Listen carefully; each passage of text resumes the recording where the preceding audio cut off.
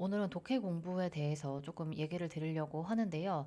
제가 스마트 스토어에 있는 심층 상담 프로그램 통해서 정말 많은 분들과 상담을 진행을 했는데, 현재 공부하시는 방법에 대해서 제가 문의하는 질문지가 있거든요. 근데 거기에 뭐 10분 중에 8분은 요즘에 챗GPT를 사용해서 공부를 한다라고 적어주신 분이 있어요. 예를 들어 독해 공부를 하는데 챗GPT한테 모르는 문장을 넣어서 해석을 해달라고 한다던가, 아니면 내가 쓴 영어 문장을 챗GPT한테 수정해달라고 한다던가, 이런 방식으로 공부를 한다고 적어주신 분이 한 10명 중에 8분은 됐어요. 근데 문제는 뭐냐면, 솔직히 챗GPT에 넣으면은 답이 바로 나오잖아요. 그러면 자기가 스스로 사고하는 그 과정이 없어집니다. 저는 언어 공부할 때 스스로 사고하는 게 매우 중요하다고 생각을 하거든요. 예를 들어 이 지문에서 내가 displace라는 단어를 잘 모른다. 그러면 이 문장을 복사해가지고 챗GPT한테 바로 넣어서 이 문장 해석해줘, 이렇게 공부를 하시는 게 아니라, 이 문장을 읽어봤는데 displace라는 단어가 진짜 뭔지 모르겠어. 그러면 이 displace라는 단어를 영영사전에 넣으셔서, 지금 얘가 뜻이 세 개가 있잖아요. 그러면 이 displace라는 뜻이 to take the job or position of someone or something. 이걸 읽으면서 many of the company's workers were displaced by machines. 그러니까 누군가나 어떤 거에 일자리나 포지션을 가져오는 거죠. 그 결국 회사의 많은 노동자들이 기계로 대체됐다. 이 기계가 이 노동자들의 걸 가져간 거죠. 일자리를. Some say football has displaced baseball as America's national pastime. 축구가 야구를 대체했다는 거죠. 요거가 유지해왔던 자리를 얘가 뺏어온 거죠. 그리고 뺏어와서 as America's national pastime, 미국인들 전체적으로 여가 시간을 보내는 데 있어서 얘가 얘의 자리를 대체를 했다는 거죠. 두 번째 뜻으로는 to force people or animals to leave the area where they live. 사람이나 동물들이 살던 강제로 떠나게 한 거죠. 그럼 the war has displaced thousands of people. 이 전쟁이 수천 명의 사람들을 몰아낸 거죠. 그러니까 전쟁으로 인해 사람들이 삶의 터전을 잃은 거죠. 그다음에 the hurricane displaced most of the town's resident. 이것도 허리케인 때문에 요 마을의 거주자들이 대부분 다 삶의 터전을 잃었다. 요 지역을 떠나야만 했다, 이런 뜻인 거죠. 세 번째 때 보시면 to move something so that it is no longer in its original or regular location or position. 이거 보시면 1번, 2번, 3번의 그 맥락 자체는 비슷합니다. 이게 단어의 뜻이 많이 나온다고 해서 그 단어 자체의 뜻이 막 엄청나게 달라지는 게 아니라 to take, to force, to leave, to move. 그러니까 원래 기존에 있던 거를 가져오거나, 원래 사람들이 기존에 살던, 아니면 동물들이 기존에 살던 장소에서 떠나게 하거나, 이것도 뭔가를 이동을 시켜서 원래 있던 게 더 이상 그 원래의 자리나 아니면 포지션에 없도록 한 겁니다. 그래서 farming practices that displace large amounts of soil. 이것도 보시면 farming practices, 농사 짓는 행위로 인해서 displace large amounts of soil. 상당량의 토양이 이동이 된 거죠. 그래서 이런 식으로 해석을 하신 다음에 이 지문을 다시 보시는 겁니다. 그럼 여기 displaced community 뜻이 뭐겠어요? 여기서 요거의 뜻에 가깝겠죠? 이런 식으로 내가 모르는 단어가 있었으면 그 단어를 표시를 해놨다가 영영사전을 보면서 이 영영사전 읽어본 내용 중에서 요 뜻이 가까운 것 같다. 그럼 요 뜻을 대입해서 다시 해석을 해보시면 됩니다. 근데 이제 많은 분들이 그냥 여기서 나 이 문장 해석이 안 돼. 그러면 이거를 그냥 복사해서 챗GPT에 넣고 챗GPT가 답을 알려주면 그거를 한번 읽고 넘어가시는 방식으로 공부하시는 분이 많았습니다. 만약에 그 공부 방법이 효과가 있었다면 계속 그렇게 하셨던 분들은 지금쯤 영어 실력이 향상이 되어 있고, 내가 예전에 해석하지 못했던 문장들은 다시 비슷한 문장을 봤을 때 해석하는 능력이 길러져 있어야 됩니다. 말하기 연습은 도움이 될 수가 있어요. 왜냐면 말하기 같은 경우는 원래 원어민 선생님이나 같이 말을 해줄 상대가 있어야 되지만, 독해는 그렇지가 않습니다. 독해는 한국어를 읽을 때도 마찬가지입니다. 우리가 한국어 책을 읽을 때도 아무 생각 없이 그냥 읽으면 그 내용이 기억이 남지 않습니다. 결국 그냥 시간만 흘러가게 되거든요. 그래서 영어도 이거를 내가 스스로 해석한 게 아니라 챗GPT한테 넣어서 이거 해석해줘 하면은 그게 공부가 되지 않습니다. 그리고 그 챗GPT가 해석해준 한글이 100% 맞다고 확신을 하실 수 있나요? 아니거든요. 저는 그러니까 영어 지문을 한글로 해석된 내용들은 다 한 번씩 의심을 해보셔야 된다고 봅니다. 예를 들어서 지금 이게 2024년도 고3 6월 모의평가 문제거든요. 여기서 이거의 뜻을 물어보는 문제가 있었는데, 이게 EBS 사이트에 올라와 있는 해설입니다. 한글 해설. 그 저한테 상담하신 분 중에 본인이 영어가 안 읽히는 부분이 있어서 한글 해설을 봤는데 한글 해설도 난 이해가 안 된다. 그러면 어떻게 하냐고 물어보신 분이 있었거든요. 그러니까 한글 해설을 읽으시면 안 됩니다. 왜냐면 한글 해설이 맞는지를 어떻게 확신을 하실 수가 있나요? 왜냐면 지금 여기서 bundle of sticks를 그냥 막대 다발이라고 해석을 했고 그다음에 a stick in the bundle을 그 다발의 막대 하나를 소유한다라고 해석이 되어 있어요. 그리고 여기에 sell stick, rent stick, right to mortgage licenses 이거를 판매 막대, 임대 막대 이렇게 되어 있는데 여기서 스틱이 정말 막대가 맞을까요? 이런 거를 영어의 원문으로 검색을 하셔야 됩니다. 구글에 들어가셔서 내가 알고 싶은 어구를 적고 여기에 이 뜻을 meaning이라고 적으시면은 영어로 된 설명이 많이 나옵니다. 그러면 이 지문 자체가 lawyers가 나오니까 법률 관련 내용이잖아요. 그러면 여기서 what is the legal definition of a bundle of sticks? a bundle of sticks 여기 있죠? 그럼 이렇게 찾다 보면 이렇게 내용들이 되게 많습니다. 그래서 이런 식으로 공부를 하셔야 돼요. 이거 지문 자체가 되게 쉽지가 않거든요. 그래서 제가 이거를 해석하는 자료를 만든 적이 있는데 제가 왜 만들었냐면 EBS 해설을 보고 아 이건 한글 해설을 읽어도 해석이 안 되는 분들이 많을 거다. 그리고 이 한글 해설이 너무 직역이 되어 있어서 맞지 않는 부분이 있다라고 생각이 돼서 제가 따로 정리를 해둔 게 있습니다. 보시면 이거 모르는 거면 이렇게 표시를 하고 넘어가시면 됩니다. 이렇게 처음에 읽었을 때 모든 게 다 깔끔하게 해석이 된다고 생각을 하시면 안 돼요. 여기서도 이 describe라는 단어를 묘사하다 이렇게 외우고 넘어가시지 말고 누군가에게 어떤 사물이나 사람의 외적인 모습 아니면 소리, 냄새 아니면 사건 같은 거를 얘기를 해주는 겁니다. 어떤 사물이나 사람이 어떤지를 말을 해주는 겁니다. 그러니까 이 describe의 가장 중요한 뜻은 to tell, to say입니다. 이거를 이제 네이버 사전에 찾으면 묘사하다 이렇게 되어 있거든요. 네, 그 뜻이 물론 맞지만 이렇게 영영 뜻을 읽어보시고 예문들도 쭉 읽어보시면 좋고요. 네, 여기 보시면 이렇게 a bundle of sticks 그리고 제가 구글에 검색해서 이미지도 같이 보라고 하셨죠? 보니까 a bundle of sticks의 뜻이 뭐냐? A phrase used to describe rights in real property. 네, 부동산과 관련된 다양한 권리를 의미하는 단어입니다. 이렇게 변호사 관련 컬럼에 쓰신 내용이 있어요. 그럼 이거 읽어보시면 충분히 이해하실 수 있어요. 이 사람도 내가 이 단어에 대해서 법학과 다닐 때 이 단어를 처음 들어봤다. 교수님이 이걸 설명을 하실 때 부동산 소유자가 가지고 있는 다양한 권리를 뜻하는 거다. 우리나라 법률 체계랑은 당연히 다를 수도 있겠죠. 이거를 뭔가 한국말로 딱 떨어지는 게 있을 것 같아요. 뭐 right to the ground, 지상권 이런 게 딱 말이 있을 것 같아요. 근데 그런 거를 찾으려고 생각을 하지 마시고 그냥 내 스스로가 이해가 되면 됩니다. 그럼 right to what's underground.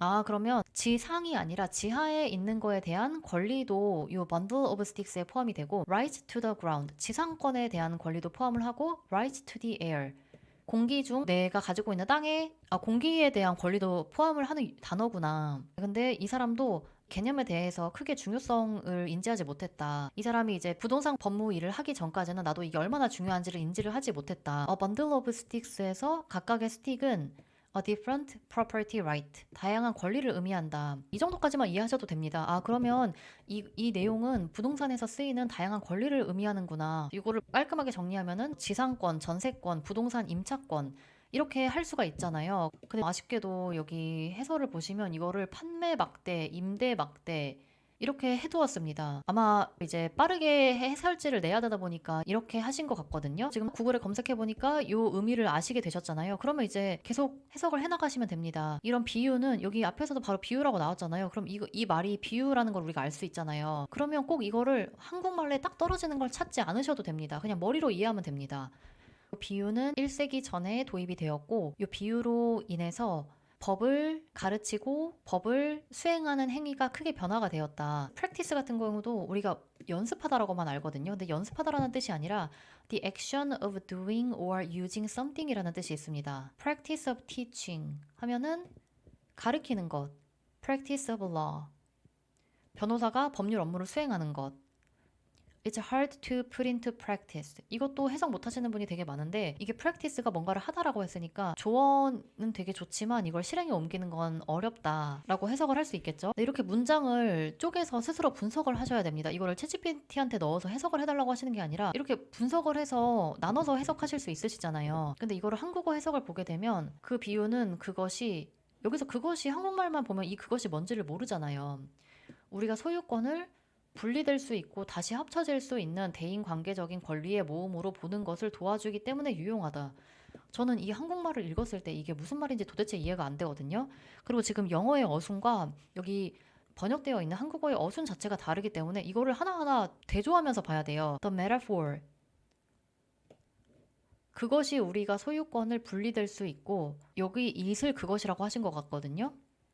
그리고 that can be separated and put back together 이렇게 되어 있는데 여기서 지금 한글 해석을 보면 어려운 게 뭐냐면 이 that은 이 right가 separated 되고 put back together가 되는 거지 ownership이 separated 되고 put back together 되는 게 아니거든요. 근데 여기 지금 한국말만 봐서는 우리가 소유권을 분리될 수 있고 다시 합쳐질 수 있는 이라고 되어 있어서 이게 이 권리에 대한 부가 설명인 건지 아니면 소유권에 붙어서 부가된 설명인 건지 이 한글 해석을 보면 이해를 할 수가 없습니다. 그래서 저는 독해하실 때 한글 해석 있는 거 절대 보지 말라고 말씀을 드리고 싶고요. 그것보다는 이렇게 짧게 짧게 문장을 나누셔서 비유는 유용하다. 왜냐하면 이거 이 같은 거 항상 뭐 봤는지 딱딱 잡아서 해석하라고 하셨죠. 이 비유를 통해서 우리가 소유권이라는 개념을 볼 수 있기 때문이다. 뭘로 볼 수 있냐면 대인 간의 권리의 묶음으로 볼 수 있기 때문이다. 그리고 이 대인 간의 권리라는 건 나눠질 수도 있고 다시 합쳐질 수도 있다. 이렇게 하면은 더 훨씬 수월하시잖아요. 그 다음 문장도 보시면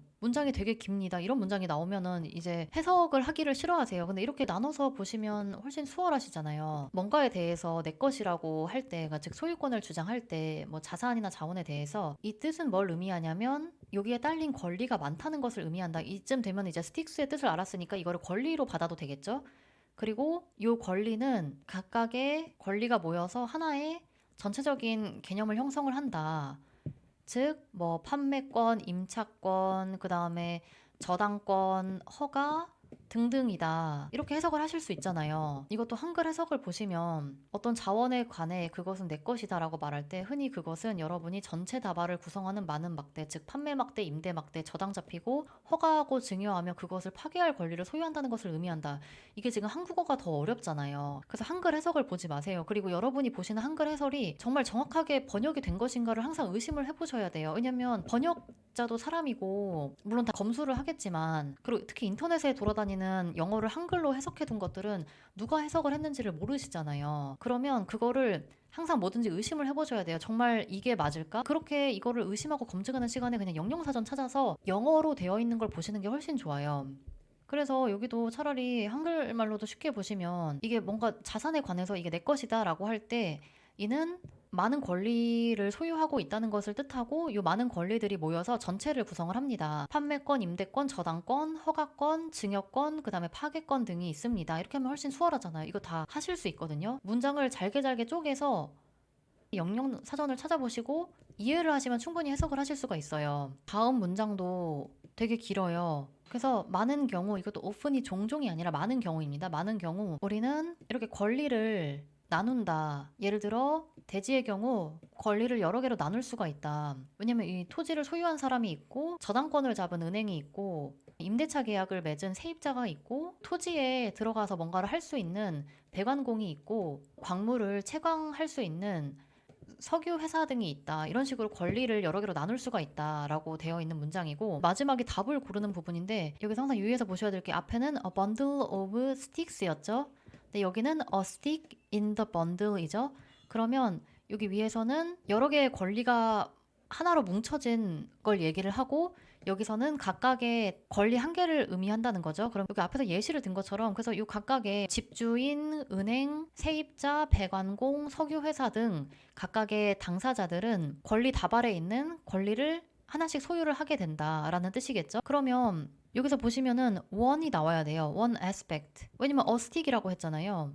다른 건 다 말이 안 되죠. 자원을 개발할 수 있는 법률적 의무, 동산에 대한 권리를 주장할 수 있는 우선순위, 세입자끼리 동등하게 나눌 수 있는 건물, 그리고 그 누구도 소유권을 주장할 수 없는 대지. 아무것도 다 해당이 되는 게 없잖아요. 근데 이게 오답률이 정말 높았거든요. 이게 답이 3번이에요. 보시면 번들이 권리를 묶어놓은 걸 뜻하는 거고 어스틱은 그 묶음을 구성하는 하나의 권리를 뜻하는 거잖아요. 그래서 답이 이거 하나밖에 될 수가 없어요. 너무나도 명확한 문제거든요. 근데 이게 오답률이 매우 높았고 아까 위에도 사진을 보여드렸잖아요. 그럼 이 사진만 봐도 아 이게 a bundle of sticks 묶음이잖아요. 그럼 여기서 각각의 하나를 a stick in the bundle 이라고 하고 이 하나의 각각이 권리를 의미하는구나 라고 해석을 하시면 되거든요. 여기 해석 틀렸다는 게 아니라 이해하기가 어렵잖아요. 한국말로.